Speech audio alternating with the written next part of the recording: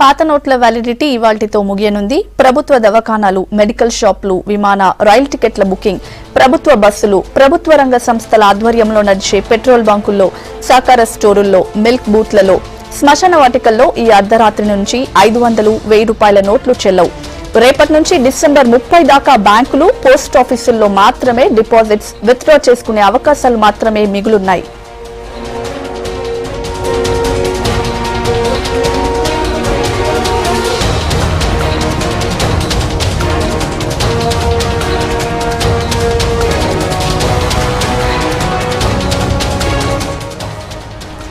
$500, 1000 రూపాయల నోట్లను రద్దు చేస్తున్నట్లు ఈ నెల 8న సాయంత్రం ప్రకటించారు ప్రధాని మోడీ.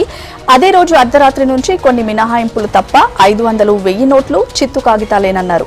9న బ్యాంకులు, 9, 10 తేదీల్లో ఏటీఎంలు పనిచేయవన్నారు. డిసెంబర్ 30 లోపు డిపాజిట్ చేసుకోలేకపోయిన వారు మార్చి 31 లోపు రిజర్వ్ బ్యాంక్ ఆఫీసులలో డిక్లరేషన్ ఫామ్ ఇచ్చి డిపాజిట్ చేసుకోవచ్చని సూచించారు. ఏటీఎంల నుంచి 2000 వరకు డ్రా చేసుకోవచ్చన్నారు. తర్వాత దాన్ని పెంచుతామన్నారు.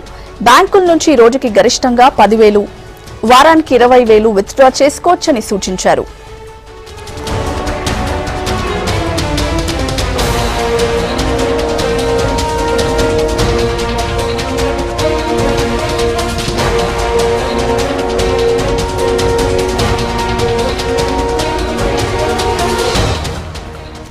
పదవ తేదీ నాడు కేంద్ర, రాష్ట్ర ప్రభుత్వాలకు చెల్లించే అన్ని రకాల ట్యాక్స్లు, పెనాల్టీలు, బిల్లులు చెల్లించుకునేందుకు 11 అర్ధరాత్రి వరకు పాత నోట్లను అనుమతిస్తామని కేంద్రం ప్రకటించింది. తర్వాత దాన్ని 14వ తేదీ అర్ధరాత్రి వరకు పొడిగించారు.